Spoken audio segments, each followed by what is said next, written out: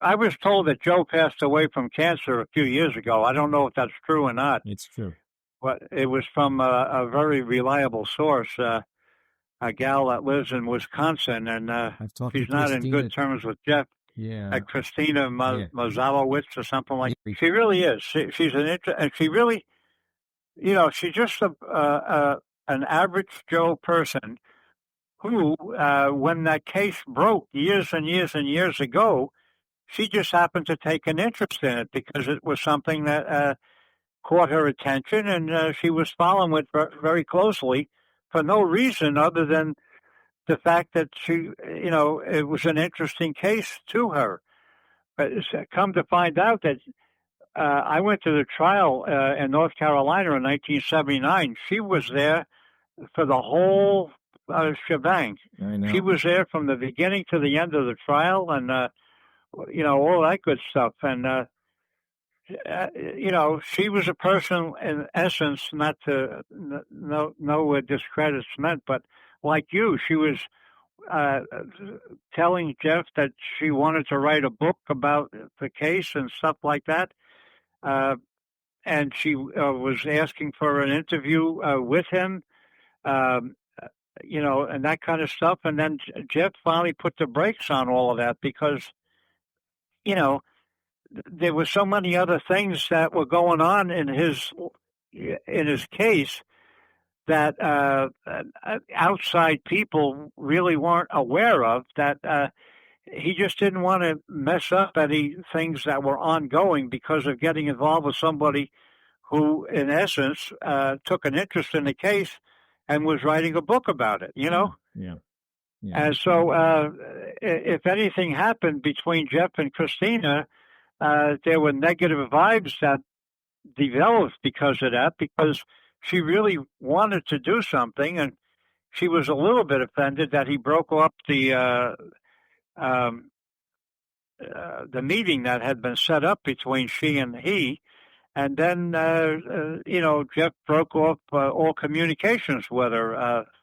And so she wasn't too happy about that, but there was nothing she could do about it. Yeah. Well, I, got in touch with her after finding out about this person. I found her to be extremely interesting. I put a lot of credence in her case logic, her cause for doing what she wanted to do. But I could certainly understand how somebody like my brother just felt that she was coming on a little bit too strong, and he didn't really want to get any further involved with her. You know what I'm saying? Yeah.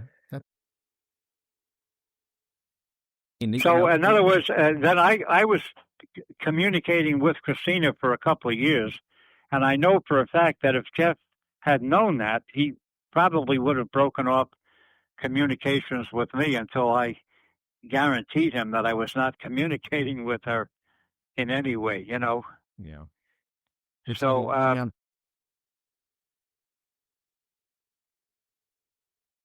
there's no way to describe how it interfered with my life and my sister's life, my mother's life. It just dominated everything. There was nothing else that we could get involved in other than trying to support my brother and believing his side of the story. We all did that. We all believed my brother's story. My mother, my sister, myself. But of course, you have your doubts because when you really get down to the case and the authors who wrote those books, and you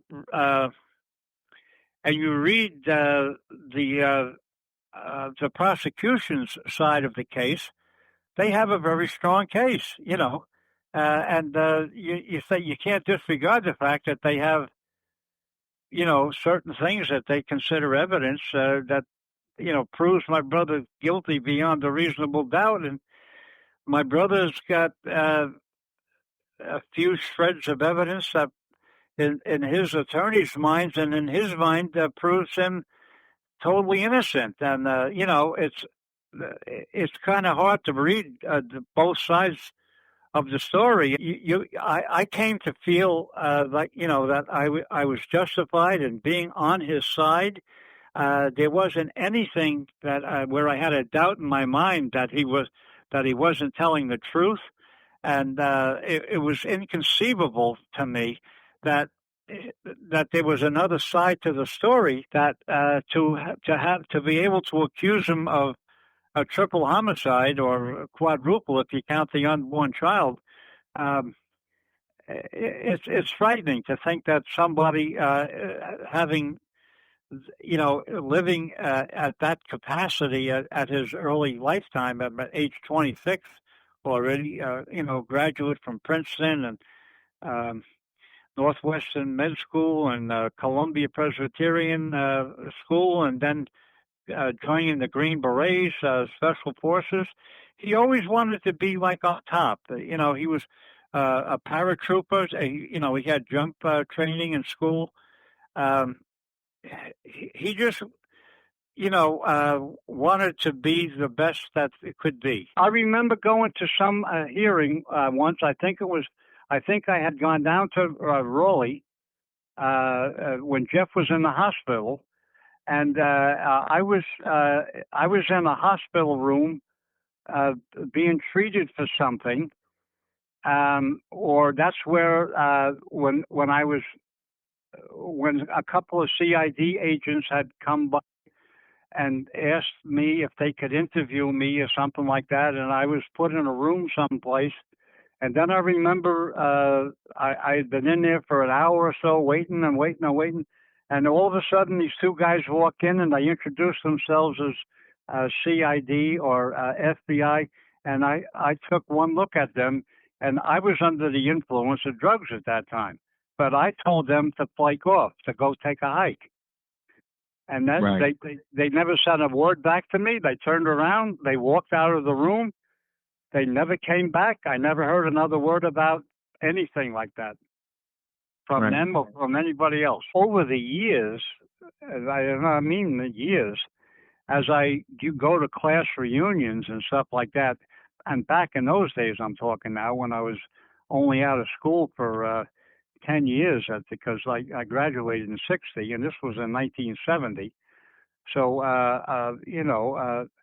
I would run into a classmate of mine or hear from a classmate.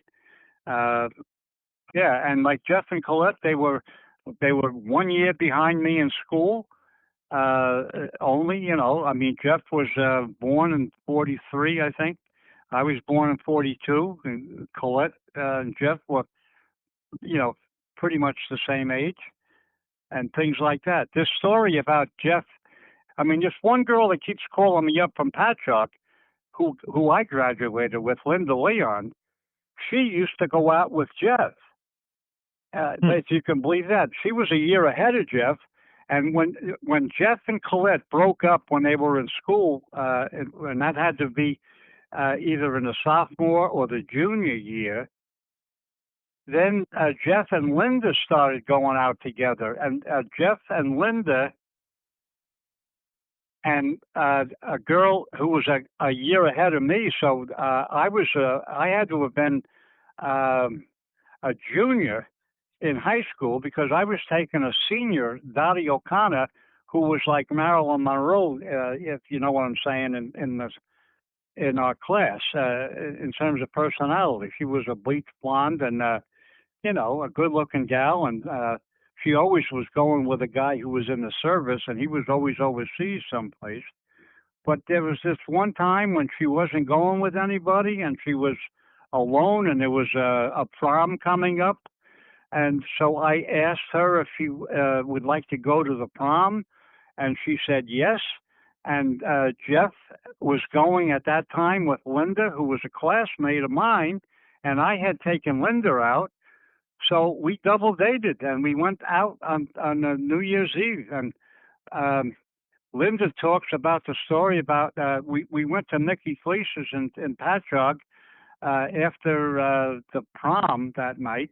And then there was another bar across the street called Mr. Lee's. It used to be the Shore Club in Patchogue. It was a well-known place, but it was opened as a bar and a restaurant and a hotel at many times. But then there were other times when it was just locked and down. It was closed, you know. But this time it was open, and it was a New Year's Eve, and it was Mr. Lee's, and it had become a hot spot. There was a band in there all the time and rock and rollers. So Dottie and Jay, myself, and Jeff and Linda went to that bar on New Year's Eve that year. And it had to have been when Jeff was a sophomore, taking out Linda, who was a junior. I was a junior, and I was taking out Dottie, who was a senior. And then what happened was that Linda wanted to break off her engagement, not engagement, but her going steady with Jeff that night. So that's what she did. She was sitting there talking to Jeff, breaking off her going steady with him. And he went ballistic. He went all over the place. I mean, he jumped and he was getting hostile. And, you know, like the other people, some of the other, I knew a lot of other people who were in the restaurant, you know, after hours, after the New Year's Eve party that we had all been to. And they said, can't you take him home? And so that's what I did. I was in tuxedo and he was in tuxedo. But I said, okay, Jeff, and I had to calm him down. I had to get him out to the car, and I had to drive him home that night. And he was like a wild man. He just went totally ballistic because Linda was breaking it off with Jeff. And the way that they had started going together was when Jeff had just broken it off with Colette. And how that happened, or who broke it off, or if it was mutual, or if Colette broke it off with him, or if he broke it off with her, I have no idea about what happened there. But Jeff went ballistic in the restaurant at this time. And Jeff, by the way, wasn't a drinker. He wasn't under the influence like everybody else was. This was just his personality, his true personality, the way he really was, like two-faced. I mean, he could be smiling and being friendly with you, and the next second he's like a savage, he's like a wild man. So, well, I mean, we always calmed it down before it got any further than that. But it was one of those kind of situations, like a family feud, you know, how do you say, a spousal, he was totally mixed emotion. He was saddened because he didn't want to break it up with Linda, and he didn't know what was going to happen, I guess, about, you know, his future. He had already broken it off with Colette, and now he's breaking it off with an older classman, you know, an upperclassman, so to speak. And I'm with Dottie.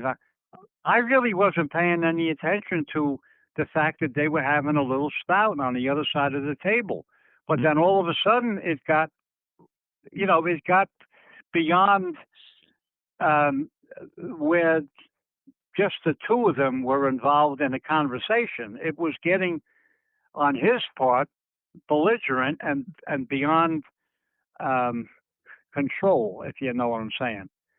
So if I hadn't stepped in as his brother and calmed him down, where he knew that it was going to get physical to the point of me having to grab him and hold him if he didn't, you know, settle down, and then he agreed that okay, like I can't stay here. This, you know, I mean, she just broke it off with me, my girlfriend, my date. And it's like whatever it was, 2:00 in the morning. So you know, okay, I'll go home with you, you know. So I drove him home, and of course my date was still at the restaurant, and so was the other couple. No, my date was still at the restaurant, and so was Jeff's date, Linda. So I had to go back to get her to drive her home. And then drive Dottie home, and then went home. And of course, Jeff was in bed, sound asleep. and I went to bed because we slept in the same room right next to each other. He and I got into it once, and he had me in a hold that I was there was no way that I could move. And if he had pulled my head back, I was flat down on my stomach, and he was sitting on my back with both of his arms over my head, under my neck, under my chin, pulling my head back like in a chokehold. And if he had gone like one more inch, I would have had my air supply would have been cut off completely. And if my mother hadn't come in and broken it up, I don't know what would have happened. I was that close to being, I thought, I mean, and he was like, once he knew he had like control over me and that I was immobile, it just got to, you just knew that this was not going to end. It was going to get worse. But if my mother hadn't come in, now it happened again one more time. We were out on the front lawn fooling around and just, have kids off fooling around like playing mummy peg all the time. And then all of a sudden he went off on me. So I went off on him, and then we got into a tussle.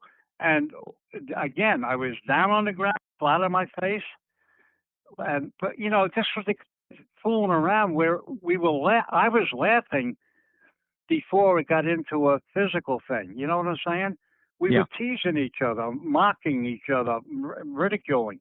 But that evidently really bothered Jeff to a different kind of a degree that I didn't understand. He wasn't laughing the way I was laughing, but he was laughing. It was still a joke to him in a sense, but it really wasn't. He really was thinking of a way to get even, to get, to nail this son of a bitch. Well, he got me down and right back again the way he had me once before. And at that time, my mother was just coming down the street in the car, turning in the driveway, and we were laying right in the front yard in front of the front porch. And she screamed out the window to knock it off. So he let me go, and he wasn't afraid to let me go because my mother was there then to protect him. But those couple of things happened twice in my lifetime, and I know that they did, and I know that it was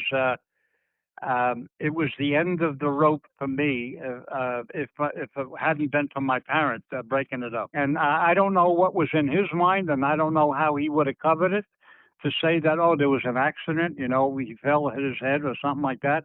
But no, I was in a hold that he was not about to let up on, because it was like he had me down for the first time in a kill hold. And that's evidently something that he had thought about or dreamed about for a long time as my younger brother. And this is what I thought. This is how I thought years and years and years later, or for a long periods of time, as to why, what happened back then, So the fact that he had me in a kill hold, and it was just a matter of snapping my neck one more inch to break my spine or to break my neck. If there wasn't an intervening parent situation that broke it up, I don't think that I would be alive today. And the second incident wouldn't have happened. But when the second incident happened, and then my mother was coming home in the car, and she just like yells out the window, "Hey, you two, break it up," kind of thing, And of course, Jeff looks up from where he had me in another stranglehold, and it was like, it was curtains for me, even though I was, teasing him and laughing on my part. But once he had me in a kill hold, there was no way that he was going to let go, because then he would fear for his life. I mean, I would never have put him in a hold to kill. Of course, in my opinion, I don't think that ever would have happened. But once he got me in those holes, I knew that there was something happened to his personality where he knew that this was his opportunity to end this problem. that he was having as my younger brother. Yeah, but see, I'd never seen it before. I'd never seen him do it to somebody else. I'd never seen him have an argument with a girl. He was always the cute, subtle, sarcastic kind of a guy. He could turn a situation around with a smile on his face, and to make a remark to break off whatever the difference of opinion was between himself and a date or a girlfriend or a potential enemy.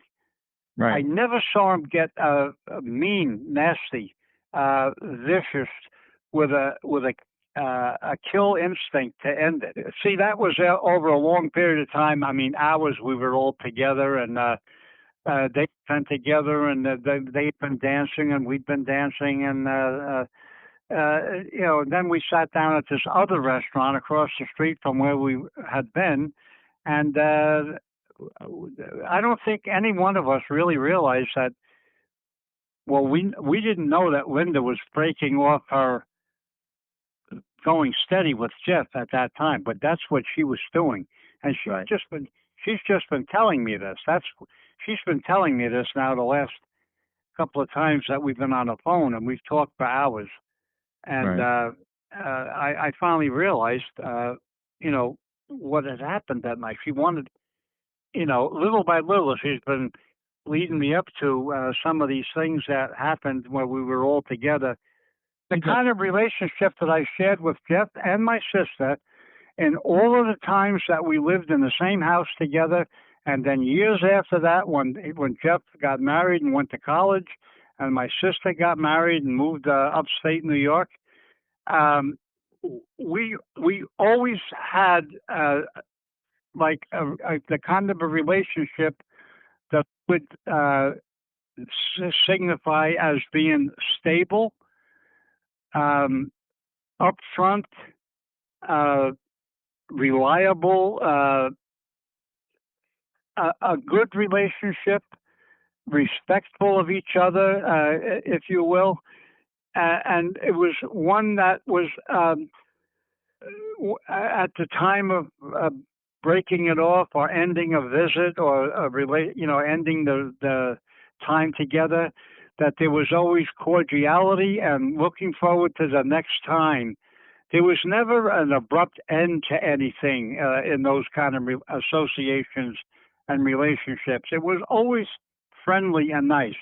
And any little thing that was like considered a rift, if you will, wasn't really a rift. It was just a difference of opinion between the two of us, or either one of us, and that means my sister also. But it was always done, and it was always ended with, even though there might not have been compatibility or mutual understanding or agreement on the subject that we were, in conflict about, but there was always a sense of humor to end it. It was never done. It was never ended abruptly in an ugly way, if you know what I mean. Yeah. I mean, if this thing hadn't happened between Jeff and Colette and our family, if that hadn't happened, I guarantee you, however I was with Jeff all of our life together before he got married and moved away, and our being together kind of thing ended as a family, living in the same house. I have to say this honestly: the few times that I had the privilege, I would say, or the that's not the right word. The few times that I had the opportunity of sharing some moments with my sister, not one time did I ever feel that she was really being honest with me. And I don't mean that she was being dishonest, but I mean that I don't think that she was really saying to me what she really felt. I always thought where she was agreeing with this, that, and the next thing, always agreeing with things that as they were proceeding and what was going on with Jeff and so forth. But I always thought that there was something much deeper in her mind that she thought differently about how this had all happened, but she never talked to me about it. Just the way she was. I mean, when she talked to me, when she was being honest with me to the heart, I can understand that, and it made me feel good. But when there was like a hold on something, you could tell that she wasn't talking the same now. Right now, she's talking, and she's saying things or agreeing with things, but that's really not how she feels about this. She's withholding something. She's holding back. She's not telling it how she really feels, even though the way she feels might not be the actual truth. But if she feels that it is, and she's not saying it, then she's she's in our conversation, she really hasn't told me how she felt about it, how she feels about it when we were together. You said, and if she ever would have said, but I always thought that he really could have done it, or I always thought that he really had done it, but I wasn't there, just like these writers put in their book. And when they're talking about interviews that were done in the book writings, but I wasn't there and I didn't see it, so I really can't say. I really don't know. You know what? My mom was the exact same way. I knew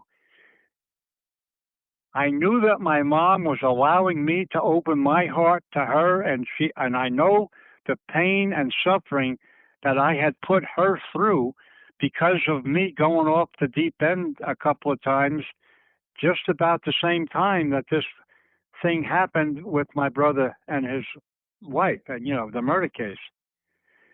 So for me to get back in her good graces, I was beyond description in terms of being thankful to God Almighty that I was able to get back in my mother's good graces, and all the time that we were together, which wasn't a heck of a long time, when she was really opening up and talking from the heart to me, when they're just the two of us, or if there was another person that was like,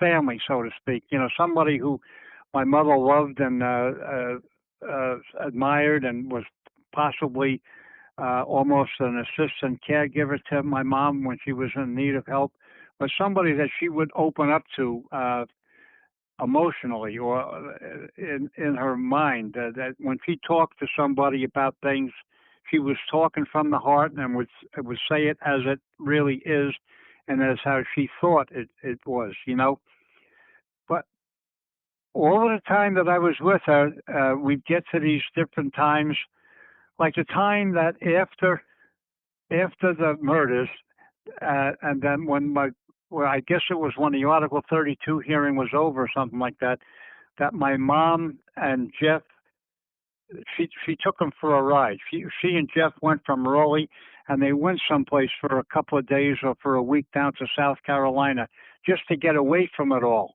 And they went into some motel, and they were going out for dinner at night and stuff like that, where the two of them were just alone together and had the capacity right next to each other to be speaking from the heart. Where if Jeff was withholding anything, or if Jeff had done something, that's the time that I think that my mother would have known that Jeff is not being honest with me. Jeff is not being honest with me. There's something going on here. But she never told me that. She never said anything like that. She just told me that we went on this ride. We were together for so many days. But what was said was totally not discussed. Not a word of what they discussed with each other was discussed with me. You must have It always super left curious. like it always left like a hole in our in my association with my mom. Well, how do you feel about what happened? Won't you tell me how you feel or think about it? But my mom was so literate.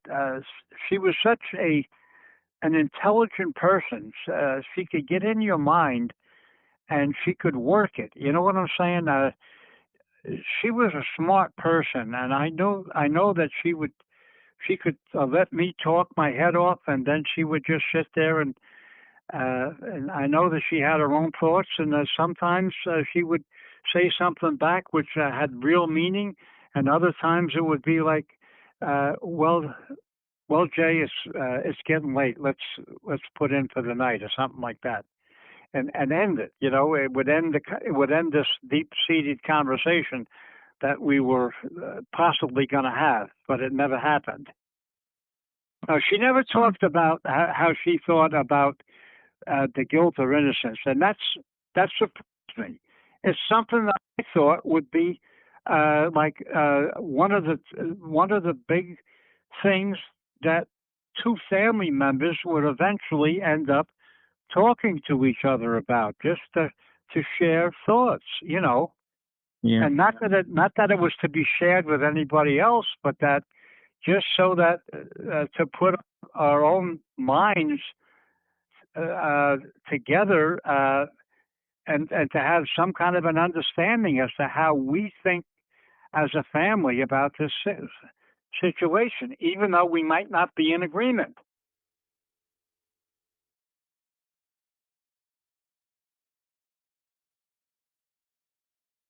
Because maybe there was something that was never answered that she wanted an answer to if Jeff had done this, and I don't know why I keep bringing this up as if Jeff was still a suspect or as a consideration as a person of interest and how this had happened.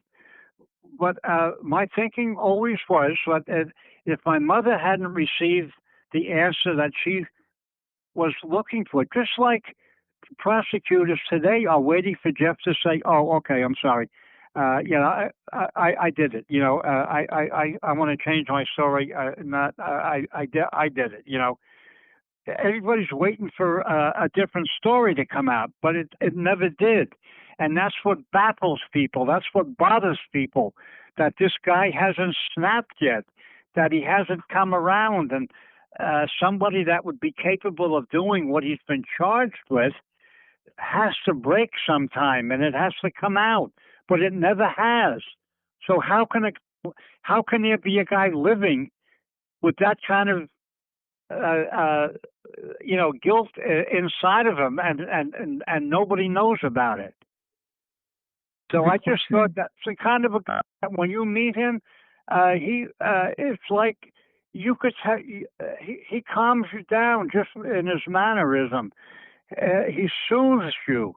He, I don't want to say he puts you to sleep, but um, he makes you feel comfortable. He makes you feel like you want to open up and tell him anything or everything that you're there to talk about. Yeah. Yeah. Yes. Very, very And compelling. if you haven't been able to get that kind of feeling yet, talking to the guy, the whole time that he's talking with you, he's calming you down, telling you relax, telling you a joke. He has his ways of not trying to persuade you, but I'm saying he has a way of being very convincing that he's nobody could be more honest with me than this guy that I'm talking to. and he just relaxes you, calms you down, and says it like it is. Yep. You don't have a doubt in your mind when you're talking to him about anything that he's saying. There's no possibility that he could have done this or done that. It's absurd that you could raise such a subject if you were starting to say something like I just did to you about like my sister or my mother. It would be totally outrageous for him to hear something like that, and it would be like you would feel like, oh my God, I've tread on sacred ground, and I said something that I shouldn't have to a guy who's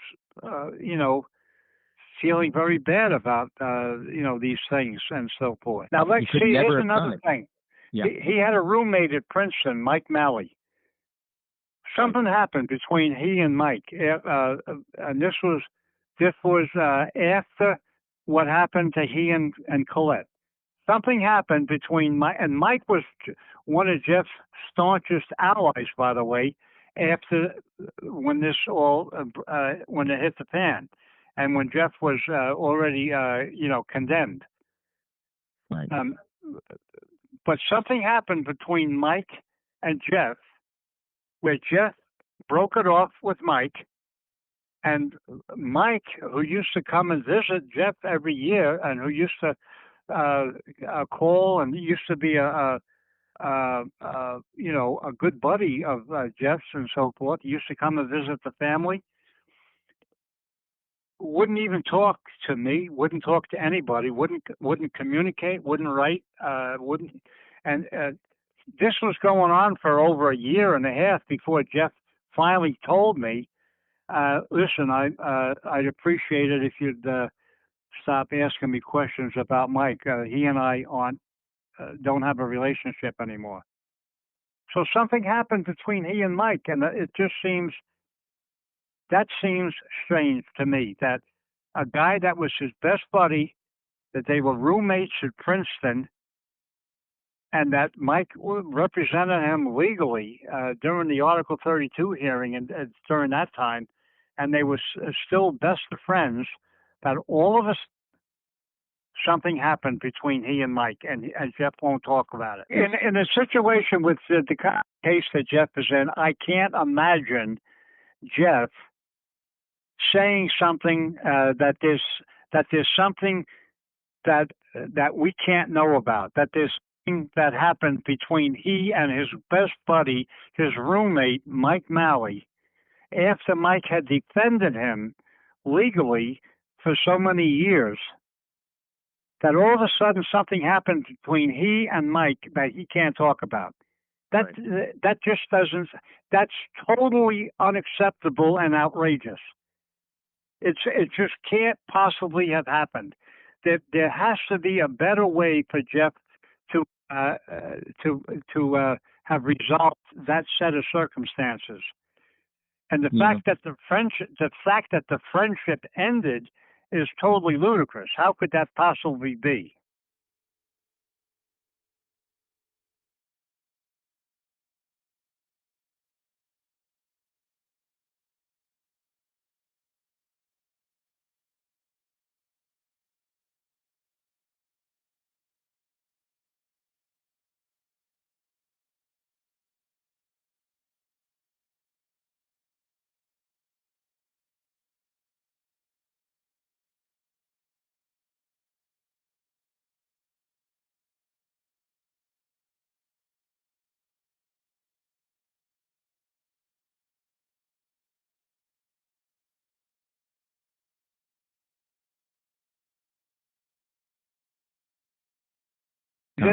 Jeff did have a family other than the one that was murdered, and he did have myself and my sister. But see, here's the thing.